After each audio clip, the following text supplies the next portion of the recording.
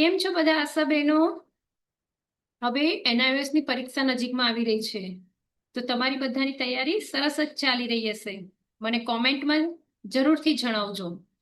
અને હા, મેં અહીંયા એક એવો વિડીયો બનાવવાની કોશિશ કરી છે કે જેમાં તમને 17 સ્કિલ સાથે મળી જાય, કે જે રેન્ડમ સ્કિલ છે, બરાબર, જે આપણને મૌખિક પરીક્ષાના રૂપે પૂછવામાં આવશે. તો આ વિડીયો તમે ચાલુ કરી કોઈ પણ કામ કરતા હશો તો પણ સાંભળી શકશો, અને તમારે ચેકલિસ્ટ જોડે લઈને ફરવું નહીં પડે, અને ઇઝીલી તમે લોકો એને યાદ પણ રાખી શકશો. આ ચેકલિસ્ટમાં જે પણ આપ્યું છે, જે તમારી આશા તાલીમમાં તમને શીખવાડવામાં આવે છે, જે ઉપરથી તમારી ગાઈડલાઈન પ્રમાણે છે, આશા માટેની જે છે એ જ આપણે આ વિડીયોમાં ચર્ચા કરીશું. બરાબર છે? તો ચલો શરૂ કરીએ આપણે રેન્ડમ સ્કેલ. તો પહેલી જે સ્કિલ છે તમારી, લાભાર્થીઓનું ટ્રેકિંગ અને મમતા કાર્ડ અપડેટ કરવું. હવે અહીંયા જુઓ, ચેકલિસ્ટ અને એની સામે ગુણ લખેલા છે. એટલે તમને જ્યારે આ સ્કિલ પૂછવામાં આવે ત્યારે પહેલો પ્રશ્ન અને પછી તમારે એના જવાબ કહેવાના. કેટલા જવાબ બોલો છો એ પ્રમાણે તમને એના માર્ક્સ મળશે, રાઈટ? તો હવે એમાં પહેલો પ્રશ્ન એ છે, કઈ સ્ત્રીઓને સગર્ભાવસ્થાના કોમ્પ્લિકેશનો થવાના વધુ જોખમ છે? અહીંયા 1 માર્ક્સનો છે, એટલે તમારે 4 જવાબ આપવાના છે. આ ઉપરાંત પણ ઘણા બધા જવાબ આવી શકે છે, પણ આપણે અહીંયા જે આપેલા છે એની વાત કરીશું. તો પહેલું છે, યુવાન માતાઓ, 19 વર્ષથી ઓછી ઉંમરને, 40 વર્ષથી વધુ ઉંમરની માતાઓ, જે માતાઓ 3 કે તેથી વધુ બાળકો ધરાવે છે, જે માતાઓનું વજન વધુ પડતું વધી ગયું છે અથવા પૂરતા પ્રમાણમાં વજન વધતું નથી. બીજો પ્રશ્ન તમને પૂછવામાં આવશે, સગર્ભા માતા વિશે મમતા કાર્ડમાં નોંધવામાં આવેલ કઈ માહિતી જોખમી ચિહ્નોને ઓળખવા માટે નિયમિતપણે પરીક્ષણ કરવી જોઈએ અથવા તો એનું નિરીક્ષણ કરવું જોઈએ? તો એક તો આપણે જ્યારે પણ માતા આપણા ત્યાં આવે છે દર મહિને, ત્યારે આપણે એનું વજન જોઈએ છીએ, હિમોગ્લોબિન જોઈએ છીએ, બીપી જોઈએ છે, શુગર અને આલ્બ્યુમિનની પેશાબમાં તપાસ કરીએ છીએ, એને કમળો છે કે નહીં એ જોઈએ છીએ, સોજા છે કે નહીં, અને પ્રસૂતિનો કોઈ પાછળનો ખરાબ ઇતિહાસ છે કે નહીં એ જોવાનું છે. એ ઉપરાંત ANM બેને એના ગર્ભની વૃદ્ધિ બરાબર થઈ રહી છે કે નહીં એ પણ ચેક કરવાનું છે. બીજો પ્રશ્ન આપણે જોઈએ તો, બાળકને તેના પ્રથમ જન્મદિવસ પહેલા આપવામાં આવતી 2 રસીઓના નામ જણાવો. તો આમાં પણ ફક્ત 2 જ રસીના નામ કીધા છે, એટલે આપણને કોઈ બી રસી આપણે બોલી શકીએ છીએ. તો અહીંયા ઉદાહરણ રૂપે આપેલું છે BCG, OPV, ઓરી રૂબેલા, હિપેટાઇટિસ બી અને પેન્ટાવેલેન.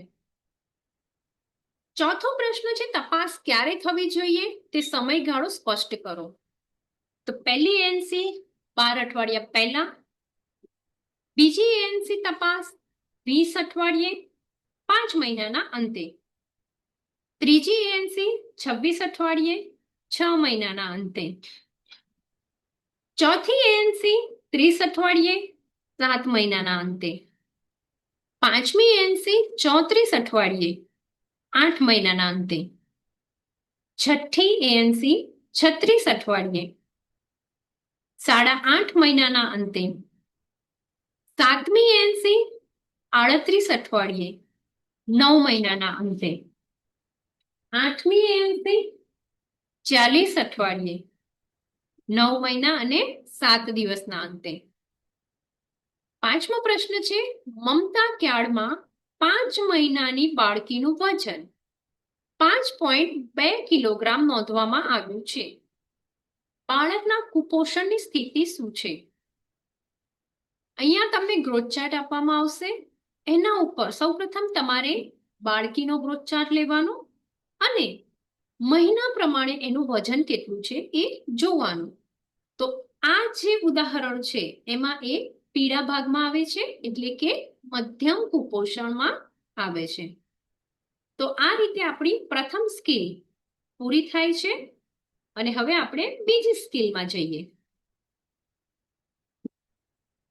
બીજી સ્કિલ આપણી છે છેલ્લા માસિકની અવધિના ઉપયોગથી ડિલિવરીની સંભવિત તારીખની ગણવી. એટલે અહીંયા કીધું છે LMP ના ઉપયોગથી EDD ગણવી. પણ તમે નીચે ઉદાહરણ જોશો તો એમાં EDD ઉપરથી LMP પણ ગણવાની છે. આના માટે તમને એક પેન અને પેપર પણ આપવામાં આવશે. તમારે જે લખ્યું છે એ પ્રમાણે આપણે અંદર ગણતરી કરવાની છે. તો ધારો કે પહેલો પ્રશ્ન એનો એવો છે કે છેલ્લા માસિક સ્ત્રાવની અવધિ એટલે કે LMP નો ઉપયોગ કરીને ડિલિવરીની સંભવિત તારીખ કેવી રીતે ગણવામાં આવે છે? તો સૌપ્રથમ આપણે શું કરવું પડશે? મહિલા પાસેથી તેના LMP ના પ્રથમ દિવસની તારીખ જાણવી પડશે. ત્યારબાદ એ જે તારીખ આવી છે એમાં 9 મહિનાની ગણતરી કરવી પડશે અને એ તારીખમાં 7 દિવસ ઉમેરવા પડશે. રાઈટ? હવે એ પ્રમાણે પછી તમને EDD કરવાની, LMP કરવાની, એ રીતના ઉદાહરણ આપશે, એક તારીખ આપવામાં આવશે અને એ પ્રમાણે તમારે એની ગણતરી કરવાની રહેશે. ત્યારબાદ એની સ્કિલનો છેલ્લો પ્રશ્ન છે કે આ પદ્ધતિનો ઉપયોગ કરીને EDDની ગણતરી કેટલી સચોટ છે? તો આ પદ્ધતિ ડિલિવરીની સંભવિત તારીખ આપે છે અને ગણતરી કરેલ EDD પહેલા કે પછી 15 દિવસ દરમિયાન બાળકનો જન્મ ગમે ત્યારે થઈ શકે છે. હવે આપણે ત્રીજી સ્કિલ જોઈશું, નવજાત શિશુની પ્રથમ તપાસ. 30 સેકન્ડ અને 5 મિનિટમાં બાળકનું નિરીક્ષણ.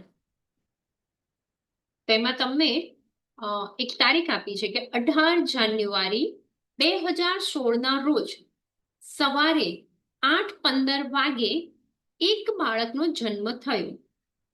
તે જીવિત છે કે મૃત જન્મ તે જાણવા માટે તમે તેની ક્યારે તપાસ કરશો?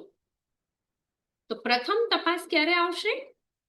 8 અને 15 થયો છે તો 30 સેકન્ડ પછી એટલે કે 8:15 કલાકે અને 30 સેકન્ડે પ્રથમ તપાસ કરીશું. ત્યારબાદ બીજી તપાસ ક્યારે કરીશું? તો 5 મિનિટ પછી એટલે કે 8 અને 20 મિનિટે આપણે એની તપાસ કરીશું. હવે તમારે નક્કી કરવાનું છે કે આ બાળક જીવિત જન્મ છે કે મૃત જન્મ છે. તો અહીંયા તમને થોડા અવલોકનો આપ્યા છે. ધારો કે 30 સેકન્ડમાં તમે પરીક્ષા કરી અને એ બાળકનું રુદન નબળું છે, કોઈ અંગમાં હલનચલન નથી, કોઈ શ્વાસ નથી. 5 મિનિટ પછી ફરીથી પરીક્ષા કરી, રડતું નથી, અંગમાં હલનચલન નથી અને શ્વાસ પણ નથી. તો આ બાળક કેવું થશે? જીવિત જન્મ. કેમ? કારણ કે તમે 30 સેકન્ડમાં તપાસ કરી ત્યારે એનું રુદન નબળું હતું.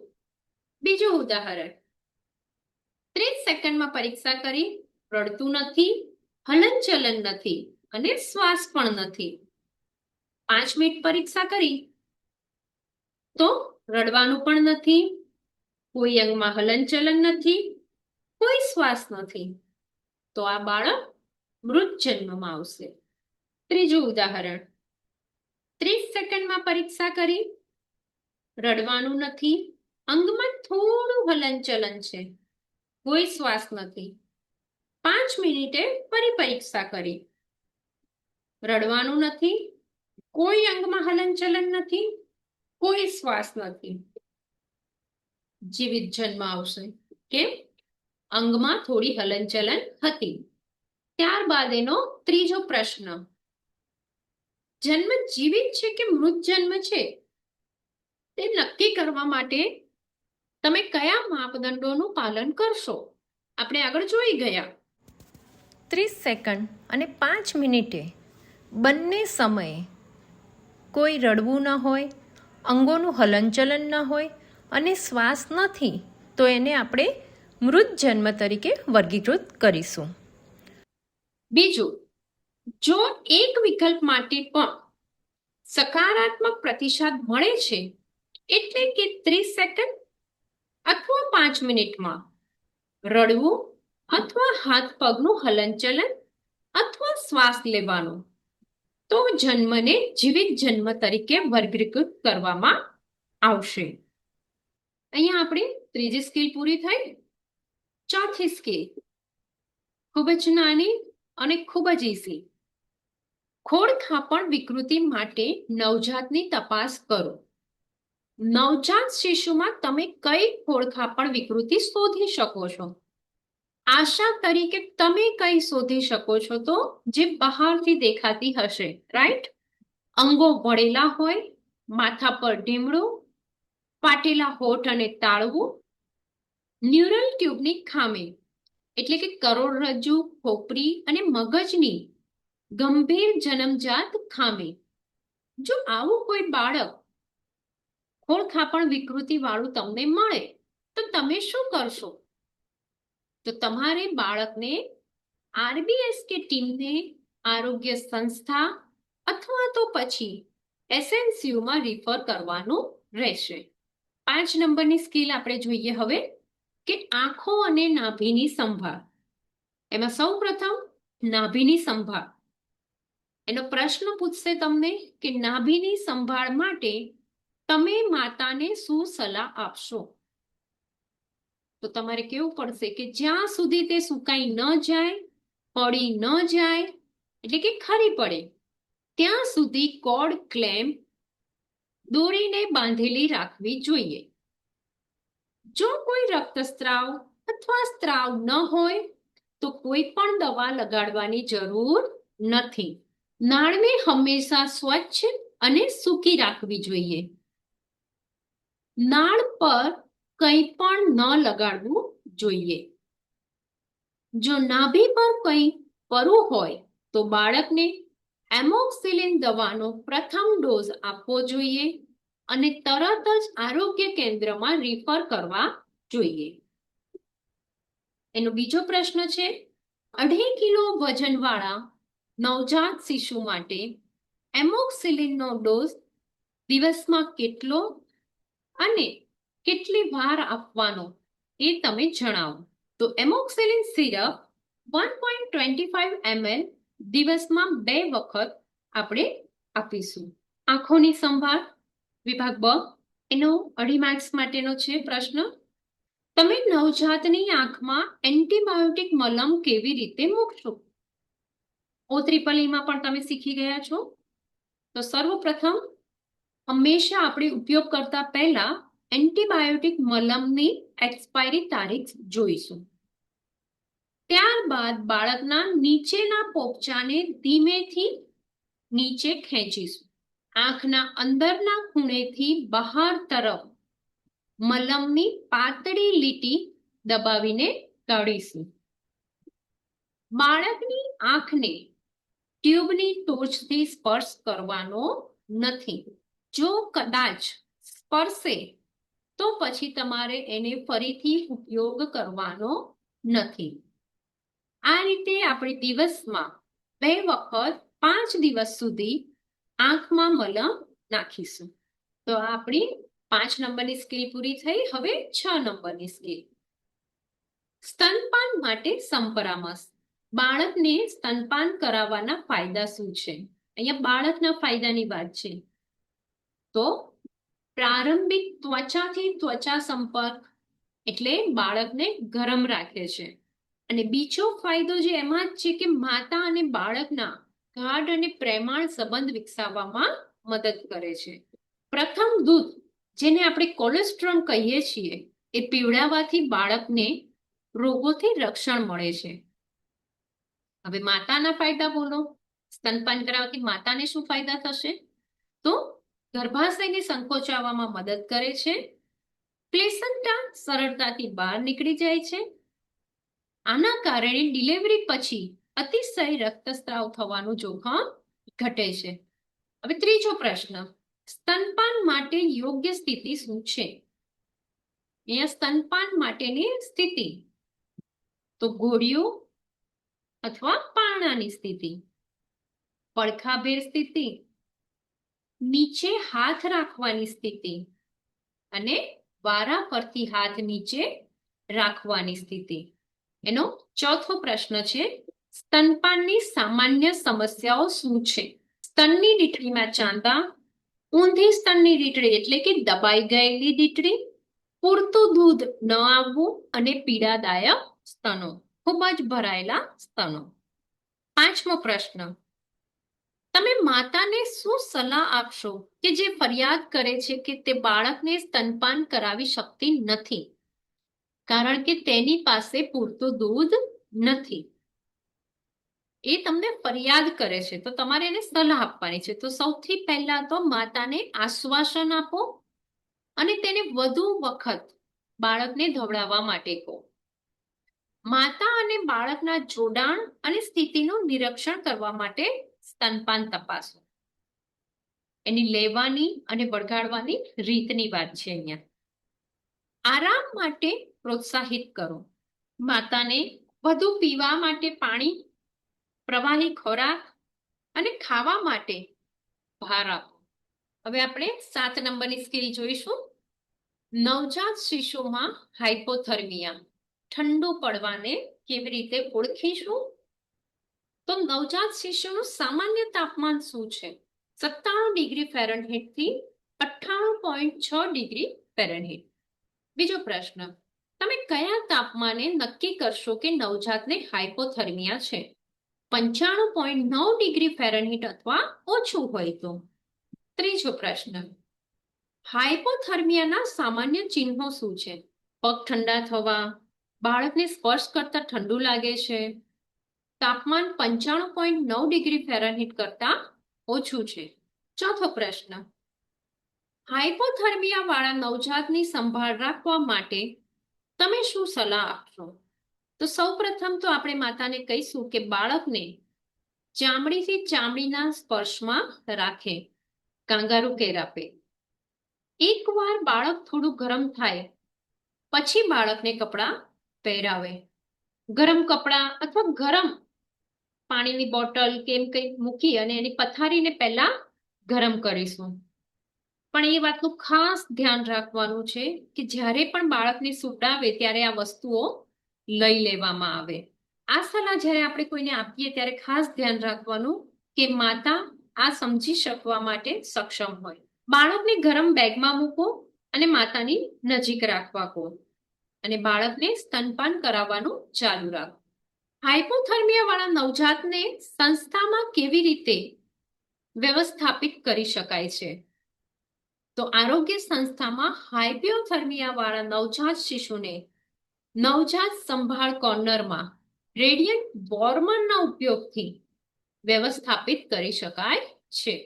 8 નંબરની સ્કીલ જોઈશું આપણે.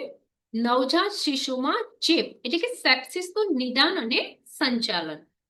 પહેલો પ્રશ્ન છે કે નવજાત શિશુમાં ચેપના ચિહ્નો શું છે? કેવી રીતે આપણે જાણી શકીએ કે એને ચેપ લાગેલો છે? તો અંગો ઢીલા થવા, સ્તનપાન બંધ અથવા તો ઓછું થવું, છાતીમાં ખાડા પડવા, તાવ આવવો, તાપમાન 99 ડિગ્રી ફેરનહીટથી વધારે જવું, બાળકને સ્પર્શ કરતા ઠંડુ લાગવું, રડવાનું નબળું હોય અથવા તો બંધ કરે, ફૂલેલું પેટ અથવા માતા કહે છે કે બાળક વારંવાર ઉલટી કરે છે, શ્વાસનો દર પ્રતિ મિનિટ 60 થી વધુ હોવો, નાભી પર પરવું. આ બધા જો લક્ષણો જોવામાં આવે તો એ ચેપના લક્ષણો છે. બીજો પ્રશ્ન આવે, 15 દિવસના નવજાત શિશુ, એનું વજન 2.5 કિલો છે ની છાતીમાં ખાડા પડે છે. તમે નવજાત શિશુનું સંચાલન કરવા માટે કયા પગલાં લેશો?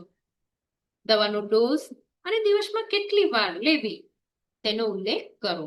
તો સર્વપ્રથમ તો છાતીમાં ખાડા પડે છે એટલે તમે એનું નિદાન ચેપ છે એવું કહેશો અને એને એમોક્સિલિનનો ડોઝ આપશો.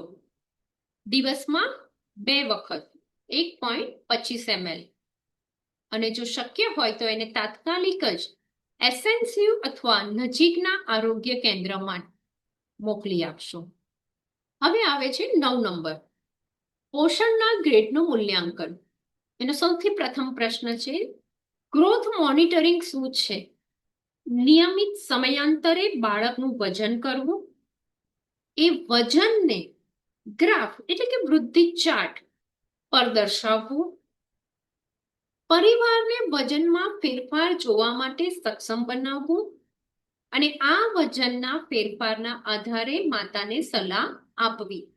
એક ઉદાહરણ કયું છે કે માસિક મમતા દિવસ દરમિયાન આંગણવાડી કાર્યકરે 12 મહિનાની છોકરીનું વજન કર્યું અને વજન ચાર્ટ પર દર્શાવ્યું.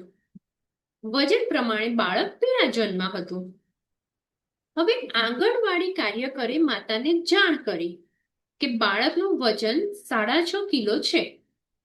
તેણીને આગામી મમતા દિવસમાં ફોલોઅપ માટે ફરીથી આવવાનું. તો શું તમને લાગે છે કે આંગણવાડી કાર્યકરે આ બાળક માટે વૃદ્ધિનું નિરીક્ષણ પૂર્ણ કર્યું છે?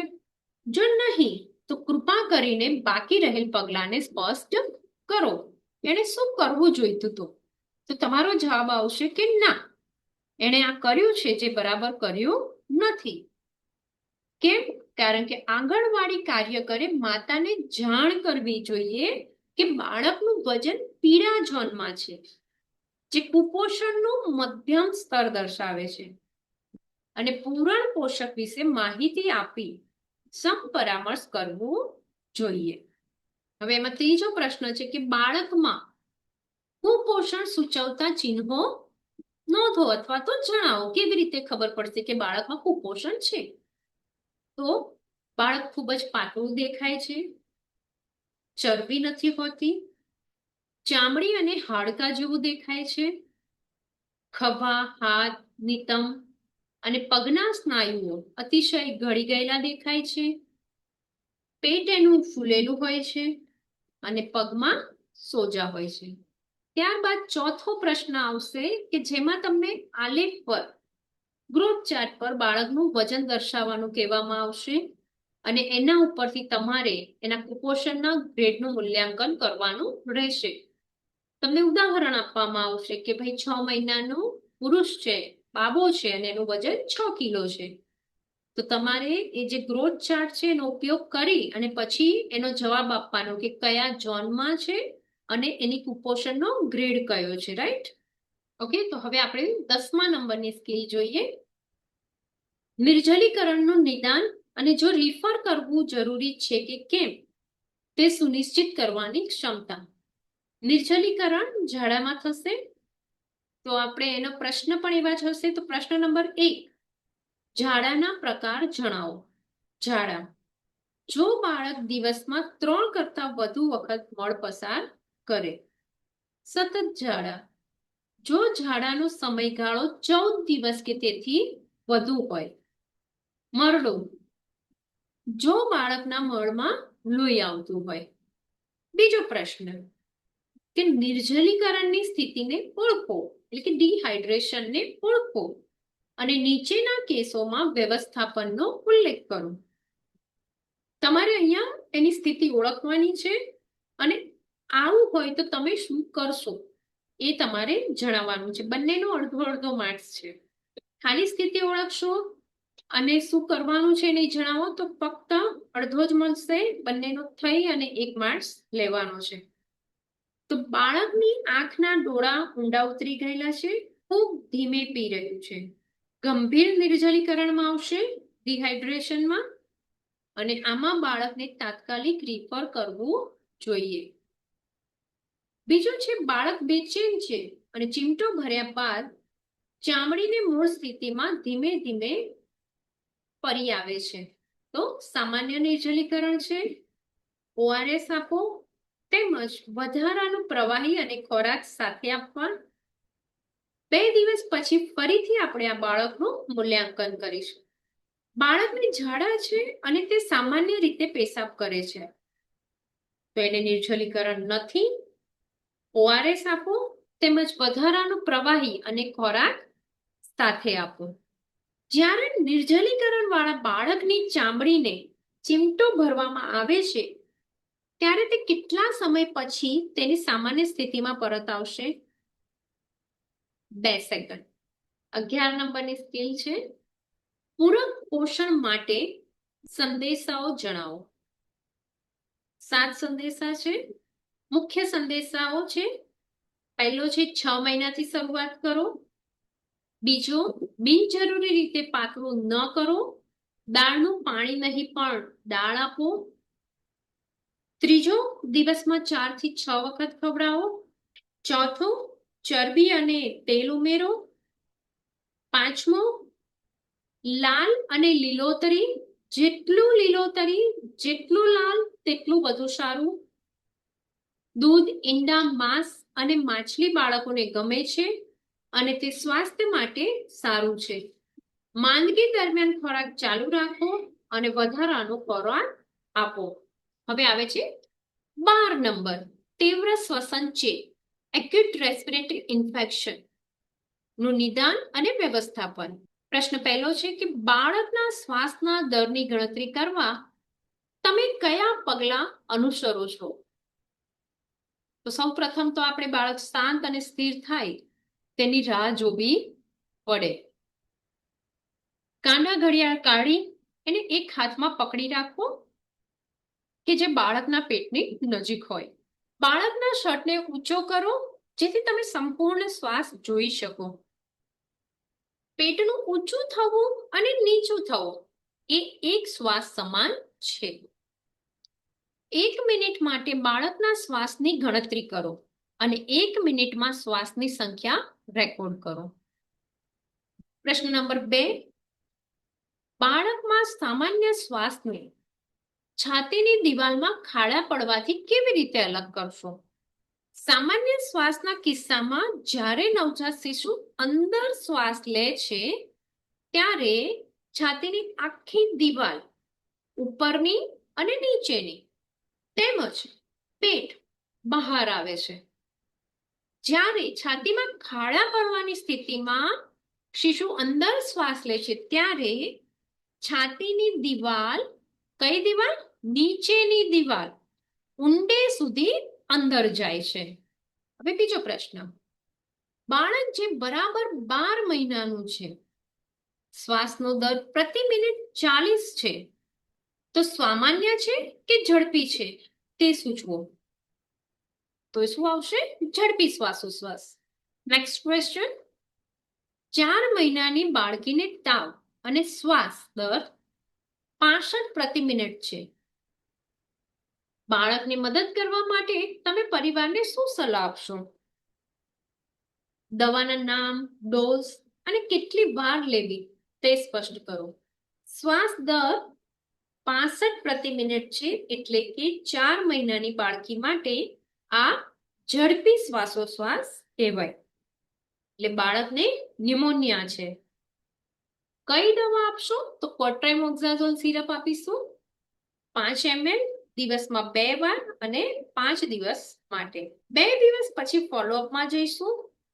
જો સુધારો થતો હોય તો આ જ દવા અને ઘરે સાર સંભાળ ચાલુ રાખવાની સલાહ આપીશું. જો સુધારો ન થયો હોય તો બાળકને રિફર કરીશું. 6 મહિનાના છોકરાની છાતીની દિવાલમાં ખાડા પડે છે. બાળકને વ્યવસ્થાપિત કરવા તમે શું સલાહ આપશો? દવાના નામ, ડોઝ અને કેટલી વાર લેવી તે સ્પષ્ટ કરો. તો બાળકને ગંભીર ન્યુમોનિયા છે, કોટ્રાઇમોક્ઝાઝોલનો પ્રથમ ડોઝ આપીશું 5 ml દિવસમાં 2 વાર. બાળકને ગંભીર ન્યુમોનિયા છે, કોટ્રાઇમોક્ઝાઝોલનો પ્રથમ ડોઝ આપીશું 5 ml અને તાત્કાલિક હોસ્પિટલમાં રિફર કરીશું. હવે 13 નંબરની સ્કીલ, ઝાડાના કિસ્સા દરમિયાન પોષણ માટે માતાને સલાહ આપવી. પહેલું, ઝાડા થવાના કિસ્સામાં તમે પોષણ વિશે શું સલાહ આપશો? તો જવાબમાં વધારાનું પ્રવાહી આપો, ORS આપો, જ્યારે પણ બાળક ઈચ્છે ત્યારે ખોરાક આપો અને સ્તનપાન ચાલુ રાખો. પ્રશ્ન નંબર 2, ઝાડાવાળા બાળકને ઘરે કયા પ્રવાહી ઉપલબ્ધ છે જે આપણે આપી શકીએ? સૂપ છે, નારિયેળનું પાણી છે, ચોખા અથવા કઠોળ આધારિત પીણા આપી શકીએ, ઓરેન્જ છે એટલે કે આપણે અહીંયા એને રાબ એને કોઈ રાબ બનાવીને પણ આપી શકીએ. પ્રશ્ન નંબર 3, ઝાડાવાળા બાળકને ઓઆરએસ આપવા માટે તમે માતાને કઈ સૂચના આપશો? તો કપમાંથી વારંવાર નાની ચૂસકી આપો. જો બાળકને ઉલટી થાય તો 10 મિનિટ પછી ધીમે ધીમે આપવાનું ચાલુ રાખો. બાળકને કેટલું ઓઆરએસ આપવું જોઈએ? તો તમને અલગ અલગ ઉદાહરણ આપી અને પૂછવામાં આવશે. ધારો કે અહીંયા પહેલું ઉદાહરણ છે, 8 મહિનાની ઉંમર અને 9 કિલો વજન છે, ઝાડા સાથે સામાન્ય નિર્જલીકરણ છે, તો કેટલું ઓઆરએસ આપવું જોઈએ? દર 4 કલાકે 400 થી 700 ml અથવા 3 કપ સુધી આપણે એને ઓઆરએસ આપવું જોઈએ. બીજો પ્રશ્ન છે કે 7 મહિનાની ઉંમર છે, ઝાડા છે, પરંતુ એને નિર્જલીકરણ નથી, તો આપણે દરેક પાતળા ઝાડા પછી લગભગ અડધો કપ જેટલું ઓઆરએસ આપીશું. 2 મહિનાની ઉંમર છે અને ઝાડા છે, પરંતુ નિર્જલીકરણ નથી, તો દરેક ઝાડા પછી 5 ચમચી આપણે આપીશું. હવે આવે છે આપણી 14 નંબરની સ્કીલ, પાંડુ રોગ માટે પરીક્ષણ અને યોગ્ય સારવારની ખાતરી. તો પહેલો પ્રશ્ન છે કે મધ્યમ પાંડુ રોગના કિસ્સામાં હિમોગ્લોબિનનું પ્રમાણ કેટલું છે? 7 થી 9.9 ગ્રામ પ્રતિ ડીએલ.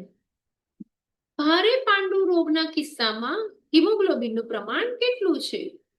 તો 7 ગ્રામ પ્રતિ ડીએલ થી ઓછું. પાંડુ રોગના સામાન્ય લક્ષણો શું હોય છે? તો ખૂબ તીખી જીભ હોય, નબળાઈ હોય, શરીરમાં સામાન્ય સોજા પણ આવી શકે છે. પાંડુ રોગના કિસ્સામાં સગર્ભા સ્ત્રીને કેટલી આઈએફએ ગોળીઓ આપવી જોઈએ? 6 મહિના માટે દરરોજ ઓછામાં ઓછી 2 આઈએફએ ગોળીઓ, એટલે કે આઈએફએ ની ઓછામાં ઓછી 360 ગોળીઓ આપવી જોઈએ. આઈએફએ ની એટલે કે આયન ગોળીની સામાન્ય આડઅસર શું છે? તેનાથી ઉબકા, કબજિયાત અને કાળો ઝાડો થઈ શકે છે. આઈએફએ નું શોષણ વધારવા માટે તમે શું સલાહ આપશો? આયન એટલે કે લોહી તત્વનું શોષણ વધારવા માટે મહિલાને વિટામિન સી ધરાવતા જેમ કે કેરી, નારંગી, જામફળ, લીંબુ જેવા ખટાશવાળા ફળો પુષ્કળ પ્રમાણમાં ખાવા તેમજ શાકભાજી લેવા માટે પ્રોત્સાહિત કરીશું. ચા, કોફી, દૂધ અથવા કેલ્શિયમ ટેબ્લેટ સાથે આઈએફએ ટેબ્લેટનું સેવન ન કરવું જોઈએ, કારણ કે તે આયનનું શોષણ ઘટાડે છે. તો હવે આપણે 15 નંબરની સ્કીલ જોઈશું કે જેમાં લગ્નની ઉંમર, પ્રથમ બાળકને જન્મ માટે અને બીજા બાળકના વિલંબ માટે પરામર્શ કેવી રીતે કરવાનું છે. તો અહીંયા આપણે પહેલો પ્રશ્ન છે, બાળકો ન હોય તેવા નવપરિણીત દંપતીમાં ગાળો રાખવા માટેની સામાન્ય પદ્ધતિઓ કઈ છે? કોન્ડોમ, માલાયન, છાયા ગોળી અને અંત્ર ઇન્જેક્શન. ત્યારબાદ અહીંયા ઓરલ કોન્ટ્રાસેપ્ટિવ પિલ્સ અને ઇમરજન્સી કોન્ટ્રાસેપ્ટિવ પિલ્સ વચ્ચે શું તફાવત છે એવું તમને પૂછવામાં આવશે. તો તમારે કેવું પડશે કે જે ઓરલ કોન્ટ્રાસેપ્ટિવ પિલ્સ છે જે દરરોજ લેવામાં આવે છે અને સમગ્ર માસિક ચક્ર માટે સ્ત્રીને ગર્ભાવસ્થાથી રક્ષણ આપે છે, જ્યારે જે ઈ પિલ્સ છે એ અસુરક્ષિત સંભોગના કિસ્સામાં કટોકટીના ઉપયોગ માટે છે, જે અસુરક્ષિત સંભોગના 72 કલાકની અંદર લેવામાં આવે તો જ અસરકારક છે. ક્વેશ્ચન ત્રીજો કે એવા કિસ્સાઓ જણાવો કે જેમાં મહિલાએ ઓરલ કોન્ટ્રાસેપ્ટિવ પિલ ન લેવી જોઈએ. તો જે સ્ત્રીને કમળો હોય, જે સ્ત્રીને સ્ટ્રોક, લકવો અથવા હૃદય રોગના ચિહ્નો હોય, સ્ત્રી કે જેના પગની નસોમાં લોહી ગંઠાઈ ગયું હોય, જો સ્ત્રી ધૂમ્રપાન કરે છે અને એની ઉંમર 35 વર્ષથી વધારે છે, હાઈ બ્લડ પ્રેશર ધરાવતી મહિલા અને સ્તનપાન કરાવતી સ્ત્રી. ચોથો પ્રશ્ન છે કે ઓરલ કોન્ટ્રાસેપ્ટિવ પિલ્સની સામાન્ય આડઅસરો શું છે? ઉબકા આવવા, માથાનો દુખાવો, પગમાં સોજો અને માસિક ચક્રમાં ફેરફાર થવા. હવે એવા કિસ્સાઓ જણાવો કે જેમાં મહિલાને આયુસીડી એટલે કે કોપર ટી માટે સલાહ ન આપવી જોઈએ. તો તમારે કેવું પડશે કે જે મહિલા ક્યારે પણ ગર્ભવતી થઈ નથી એને આપણે કોપર ટીની સલાહ ન આપી શકીએ. જેને પાંડુ રોગ છે, એનું હિમોગ્લોબિન ઓછું છે, જે સ્ત્રીને જાતીય સમાગમથી ફેલાતા ચેપ થવાનું જોખમ છે. આમાં એવી કોઈ પણ સ્ત્રીનો સમાવેશ થાય છે કે જેની પાસે એક કરતાં વધુ પાર્ટનર હોય અથવા જેના પાર્ટનરને અન્ય સેક્સ પાર્ટનર હોય. પછી આવે છે કે જે સ્ત્રી જેને ક્યારેય તેણીની નળીઓ અથવા ગર્ભાશયમાં ચેપ લાગ્યો હોય અથવા જન્મ આપ્યા પછી ગર્ભપાત કર્યા પછી ચેપ લાગ્યો હોય. જે સ્ત્રી જેણે તેણીની નળીઓમાં ગર્ભાવસ્થા રહી હોય, એક્ટોપિક પ્રેગ્નન્સી હોય, એમાં પણ આપણે કોપર ટીની સલાહ ન આપવી જોઈએ. જે સ્ત્રીને માસિક દરમિયાન ખૂબ રક્તસ્રાવ અને પીડા થતી હોય. હવે આવે છે 16 નંબરની સ્કીમ, મેલેરિયાનું નિદાન, ઝડપી નિદાન, જે આપણે રેપિડ કિટથી કરીએ છીએ. બરાબર, ખૂબ જ ઇઝી છે, કોઈ જ ટેન્શન લેવાની જરૂર નથી. થોડું તમે એ પ્રમાણે કરશો તો ઇઝીલી યાદ રહેશે. બરાબર, તો જુઓ, તમને એમ કે ચલો તમે મને મેલેરિયાનું ઝડપી નિદાન કેવી રીતે કરીએ છીએ એ બતાવો પ્રદર્શન કરીને. બરાબર છે, અથવા તો એના સ્ટેપ બોલી બતાવો. તો તમારે એકદમ ઇઝીલી સૌથી પહેલા તમારે શું કરવાનું છે, એની કીટ આપણે લઈશું અને એમાં એક્સપાયરી તારીખ જોઈશું. રાઈટ, ત્યારબાદ એનું જે ફોઇલ પાઉચ છે એને ખોલીશું અને એની અંદર જે વસ્તુ છે, સૌથી પ્રથમ તો તે સ્ટ્રીપ હશે, યુપીટીમાં જે આવે છે એવી એક સ્ટ્રીપ હશે. ત્યારબાદ નાની કાચની ટ્યુબ હશે જેને આપણે સ્વચ્છ સૂકી સપાટી પર મૂકીશું.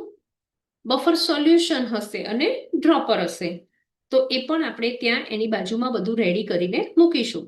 હવે શું કરીશું, તો ડાબા હાથની બીજી કે ત્રીજી આંગળી પસંદ કરીશું.